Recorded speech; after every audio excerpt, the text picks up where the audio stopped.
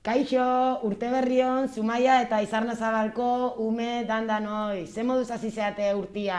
Ondo, ez da? Dagoeneko Gabonetako porrak bukatu dira eta gu berriro ere, hemen gaude, zu edanokin bueltan, egoera berri hau dela eta berriro ere katekesia telefonoz edo online bidez ematen hasiko gea, bale? Orduan, besterik gabe, gaurko katekesiakin hasiko gea. Aurreko katekesia gogoratzen hasiko gara, eta, Gabona pasadia, eta Gabonetan ze ospatu dugu Jesusen jaiotza. Beraz, gogoratu Jesus jaio ondoren, aingeroa hartzaiengana joan zela berria ematea. Eta hartzaiak, Beleneraino iritsi ziren, Jesus gurtzea eta bere eskaintzak egitea.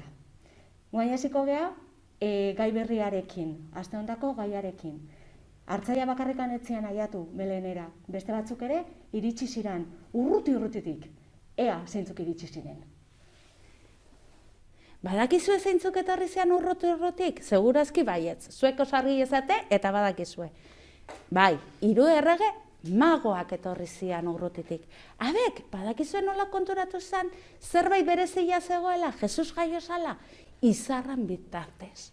Abek, izarrak eta irakurtzen zezkien 3 erregeak. Eta orduan, bere bide luzean abiatu zian, poliki aurrera Beleneraino.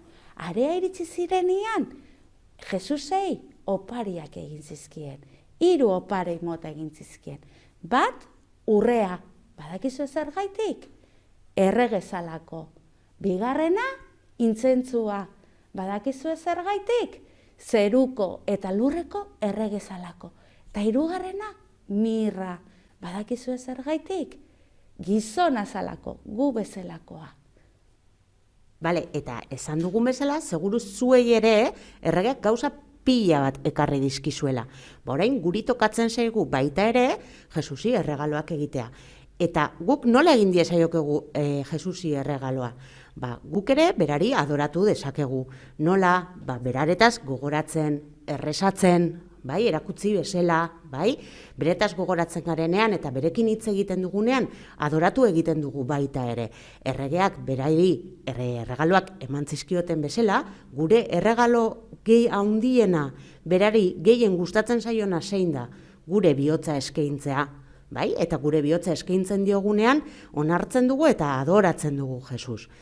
Hori da gure oparirik onena eta eman diezaiokegun gauzarik politena. Igande hontan aurren mesa ospatuko dugu 12:00 eta denok gonbidatuta zaudete. Igande hontan, igandek berezia dugu, ospatuko dugu aur misiolari eguna. Eta leloa izango da, Jesusekin Nazaretera familia gara. Zenei dugu honekin adierazi, Jesus gu bezalako aur bat izan zela. Eta, dakizuenez, badaude herrialde batzuetan, behartsuak direnak eta ez dutenak ezer ere. Eta hor, misiolari batzuk dituzte behaiei laguntzeko. Hori da, adierazi nahi duguna eta behaientzat laguntza eskatzen dugu. Nola aldugu lagundu? 3 era ezberdin ditugu guk laguntzeko, Bat, izango litzake siniste hau da, oto hitz egitea misiolari hauentzat eta baita ere aur hauentzat ere.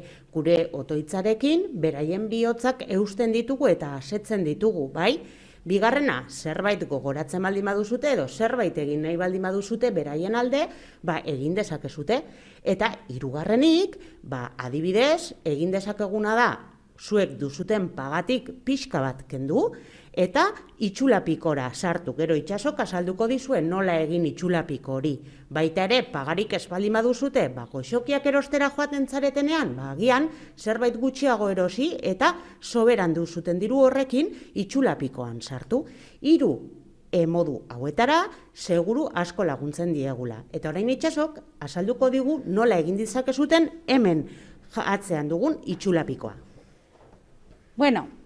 Marijek esan egun bezala itxulapikoa esplikatzean nijoa. Horrenengo gauza gurasoei eskatzeizuet seme alabekin parte hartzea.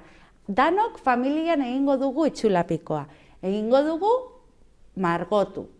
Eta gero margotzen deunean dana, marretatik moztuko dugu. Kontuz, badakit umiak txikia diala eta guraizakin akatzak eukitzen ditugula. Orduan gurasoak lagundu, mesedez. Eta joango gara doblatzen iskinetatik berduen bezala. Dana lortzen dugunia moztuta, kaxa forma galituko zaigu eta peatuko deu iskinetatik.